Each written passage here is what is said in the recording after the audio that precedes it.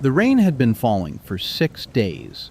Not the kind of rain that swept across the countryside before giving way to clear skies, but a relentless curtain of cold water that seemed to have settled over northern France for good.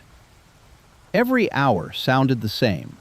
Rain on timber, rain on canvas, rain striking helmets, rain filling shell holes until they became small brown ponds.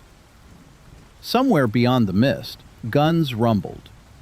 The explosions came so often that the earth barely had time to stop trembling before another distant boom rolled across the landscape. Yet after months in the trenches, the soldiers hardly noticed. The guns had become part of the weather, just like the wind or the rain. Private Thomas Briggs adjusted the collar of his heavy greatcoat as another gust swept through the trench. It carried the smell of wet earth, damp wood, and smoke from coal fires burning somewhere behind the lines. His boots squelched against the duckboards that floated just above the muddy water. The trench itself had become a narrow stream. Brown water crept between the wooden planks, carrying away loose straw and the occasional empty ration tin. Every few minutes, someone would empty another bucket over the side, only to watch the trench slowly fill again. It was a battle no one expected to win. Thomas smiled to himself. "The rain always wins," one of the older soldiers used to say. He wasn't wrong. A steady drip echoed from the sandbags overhead. Drip, drip, drip. Every trench had its own rhythm. Some echoed with distant hammering where engineers repaired damaged walls. Others carried the clatter of cooking pots. This one belonged to the rain. Thomas reached the corner where a narrow dugout disappeared beneath layers of timber and packed earth. A faint orange glow escaped through the entrance. Inside, the air felt completely different. Not warm exactly. Nothing in France felt truly warm anymore, but sheltered. The little dugout was just large enough for 6 men to sit shoulder to shoulder without knocking helmets together. A lantern swung gently from a wooden beam overhead, painting everything in soft amber light. The shadows danced whenever the wind shook the entrance. Corporal Harris was carefully coaxing a tiny fire inside an iron brazier. It wasn't much bigger than a cooking pot, but everyone gathered around it as though it were a grand fireplace. "Tea's nearly ready," Harris muttered without looking up. Those 4 words had remarkable power. No matter how miserable the day had been, they always lifted spirits. Thomas removed his soaking gloves and held his hands toward the fire. Steam slowly rose from the wet wool. Across the dugout, young William Fletcher unfolded another letter from home. The paper had become soft around the edges after weeks inside his pocket. He didn't need to read it anymore. He already knew every sentence by heart. Still, he smiled each time his eyes reached the closing line. "Come home safe." The words seemed almost impossible, yet somehow comforting. Outside, another clap of thunder rolled across the fields. Or perhaps artillery. It had become difficult to tell the difference. The kettle finally began to whistle. Not loudly, just enough to fill the dugout with quiet anticipation. Harris poured the tea carefully into battered enamel mugs. No milk, very little sugar, but wonderfully hot. Thomas wrapped both hands around the mug. Its warmth spread slowly through cold fingers stiffened by hours in the rain. He took a careful sip. The tea tasted faintly of smoke and iron. Perfect. Nobody hurried. Nobody had anywhere else to be. For a little while, they simply listened. Rain tapped gently against the timber roof. The brazier crackled. The lantern hissed softly. Water dripped somewhere deeper inside the trench. Outside, boots splashed as the sentry continued his slow patrol. Everything felt strangely peaceful. The war had a way of creating moments like this. Tiny islands of calm surrounded by oceans of uncertainty. William folded away his letter. My mother says our apple tree finally gave fruit. Thomas looked over. Did it? The biggest harvest she's had in years. I'd settle for one fresh apple. So would I. The others chuckled quietly. The conversation drifted naturally toward food. Fresh bread, butter still cold from the morning, roast potatoes, thick beef stew, apple pie cooling on a windowsill. Each memory became richer than the last. For a few precious minutes, every man sat somewhere else.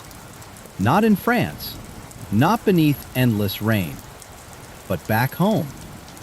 The fire popped loudly. Everyone looked up at once before laughing again. Corporal Harris reached into his pocket and produced something wrapped carefully in cloth. I've been saving this. He slowly unwrapped a small tin. Inside rested 4 pieces of chocolate. Real chocolate. Not much. Barely enough for everyone. He broke each piece in half. No one complained. Half a square was more than enough. Thomas let it melt slowly on his tongue. Sweetness, real sweetness. He closed his eyes for a moment. The rain outside continued exactly as before, cold, steady, endless. Yet somehow, it sounded different now, gentler. The dugout felt warmer. The lantern glowed brighter. The little fire burned steadily despite the damp air. Beyond the entrance, mist drifted through the trench like pale smoke. Water slid down the sandbags in tiny streams. Far above, unseen clouds carried on pouring their endless burden across the battlefield. There was nowhere dry, nowhere truly comfortable, except perhaps this tiny room beneath the earth. Not because it was luxurious, it wasn't. The benches were rough timber. The blankets were damp. The walls leaked whenever the rain became heavy. But it was shared. There was laughter here, tea, stories, friendly voices. Sometimes that was enough to make even the coldest evening feel almost cozy. Outside, the rain continued its quiet song. Inside, the lantern flickered softly as 6 tired soldiers settled in for another long night beneath the storm. The evening settled quietly over the trench. There was no sunset to mark the passing of the day. The thick blanket of clouds simply darkened from gray to charcoal until the distant horizon disappeared altogether. Rain continued to fall with the same steady determination it had shown since dawn, whispering against the duckboards, trickling through the sandbags, and running in tiny streams along every groove in the timber walls. Thomas stepped outside the dugout with his mug still warming his hands. The air was colder now. A fine mist drifted between the trenches, softening every outline until the world seemed to end only a few yards away. The strands of barbed wire in front of the trench glistened with thousands of tiny droplets. They looked almost beautiful in the fading light, like silver threads woven by the rain itself. For a moment, there was almost complete silence. Then came the familiar rumble of artillery somewhere far away. Not close enough to shake the ground, just distant enough to sound like a storm rolling across distant hills. Thomas pulled his coat tighter and smiled to himself. Back home, thunder usually meant you should hurry indoors. Here, there was nowhere else to go. A voice called from behind him, "Stew's on!" He turned immediately. No invitation was ever ignored when someone mentioned food. The brazier glowed brighter than before. Its small bed of coals cast dancing light across the dugout walls, while a dented cooking pot rested carefully above the flames. The stew was little more than potatoes, onions, a few carrots, and whatever scraps of meat the cook had managed to find. No one asked questions. If it smelled good, it was good. Corporal Harris stirred the pot slowly. Steam filled the cramped shelter, fogging the little lantern hanging from the roof beam. The rich smell spread through the dugout, mixing with damp timber and coal smoke until it created a scent every soldier came to love. It smelled like evening, like shelter, like surviving another day. William rubbed his hands together. I think that's the best smell in France. I'd say home, Thomas replied. William nodded thoughtfully. Home smells better. It does. But this comes second. Everyone quietly agreed. The stew was ladled into battered tin bowls. It was far too hot to eat immediately. No one minded. Holding the warm bowl was comforting enough. Outside, the rain drummed steadily against the timber roof. Inside, 6 soldiers sat close together, blowing gently across rising steam. Nobody rushed. There was no reason to. The night was long. The rain wasn't going anywhere. Neither were they. Thomas finally tasted the first spoonful. Simple, hearty, perfect. The potatoes had almost dissolved into the broth. The onions were sweet. The carrots still held a little bite. It wasn't a feast. Yet after hours spent standing in freezing rain, it might as well have been served in the finest hotel in London. Every spoonful seemed to chase a little more of the cold away. When the bowls were empty, Harris leaned back against the timber wall with a satisfied sigh. Cards? Immediately, several pockets were searched. A weathered deck appeared. The corners were bent. The backs had faded long ago. One card had been repaired with a strip of cloth. Another was stained with tea. Still, it was complete. That was all that mattered. The lantern swung gently overhead while they played. Nobody cared very much who won. The game itself was simply something to do while the rain filled another evening.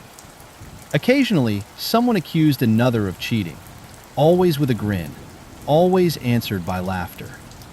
William claimed Thomas was impossible to beat.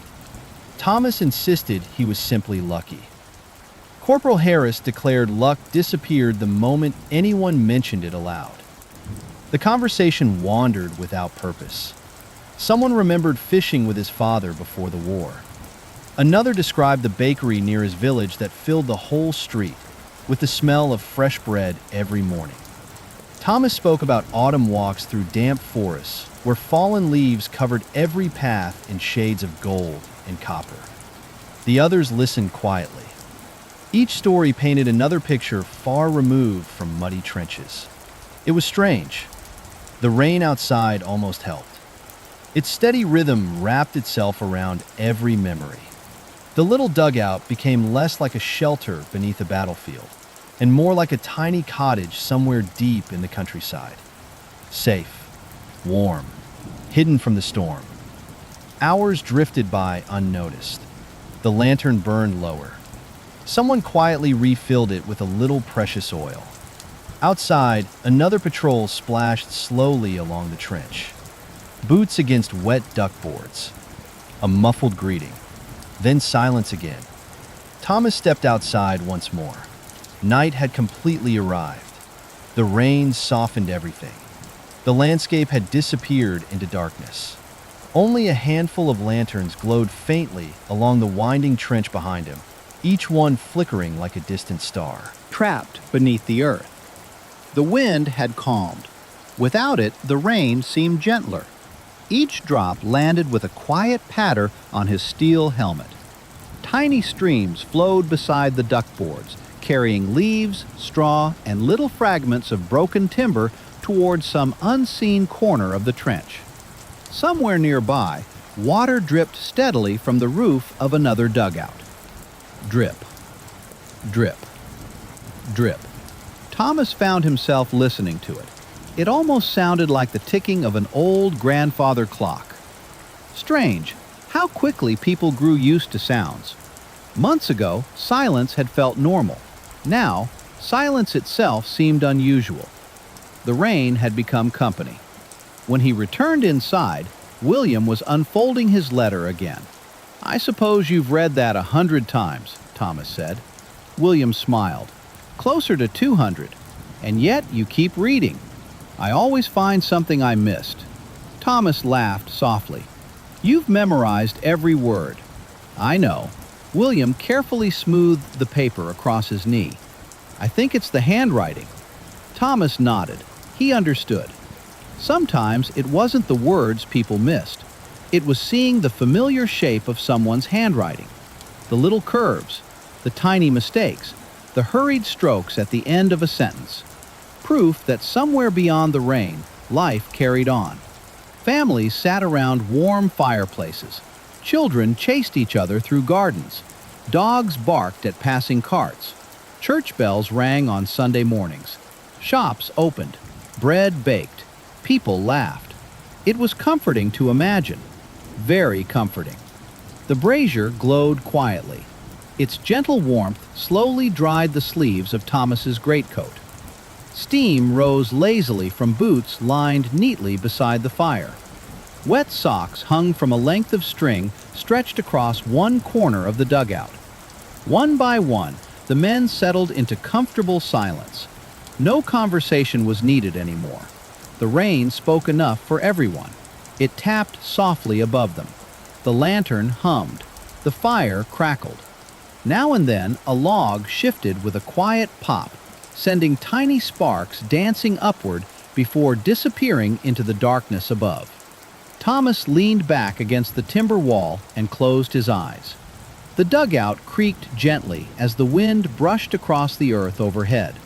Wrapped in blankets, surrounded by familiar voices, with the scent of coal smoke and stew lingering in the air, he could almost pretend they were miles away from the front.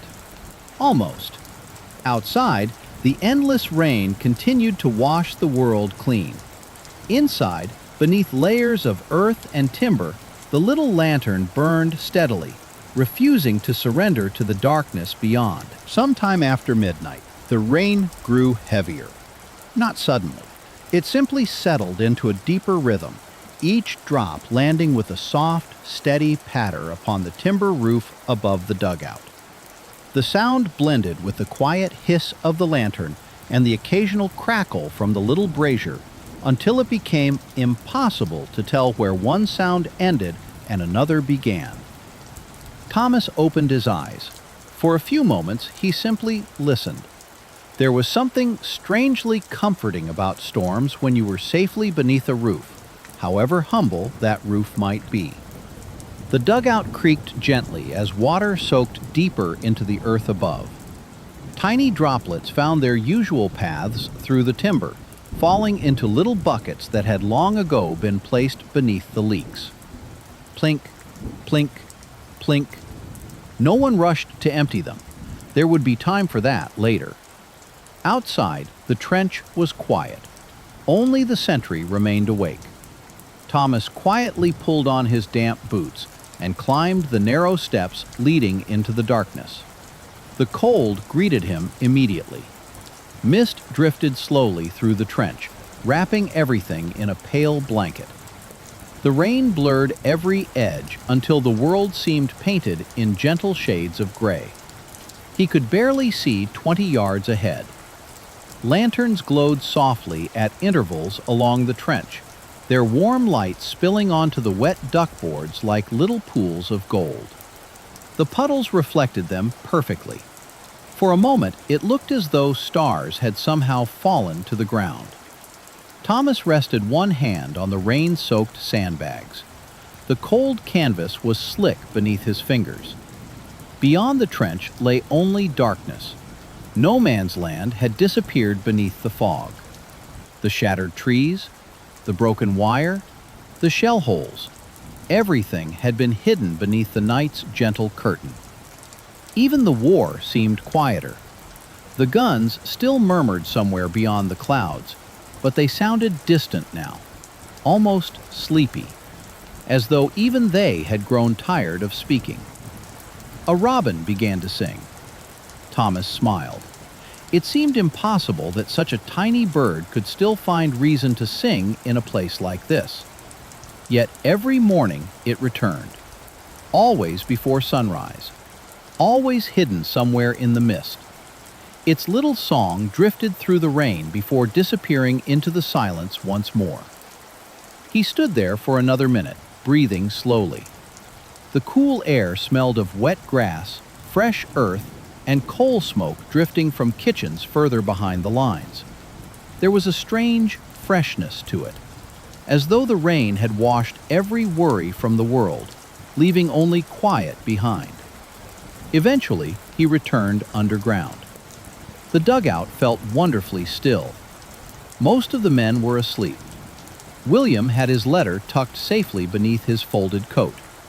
Corporal Harris was snoring softly in the corner, one hand still resting beside the empty kettle. The lantern had burned lower. Its light had become softer now, filling the room with warm amber shadows. Thomas added another small piece of coal to the brazier. The fire answered with a cheerful crackle. Slowly, warmth spread through the little shelter once again.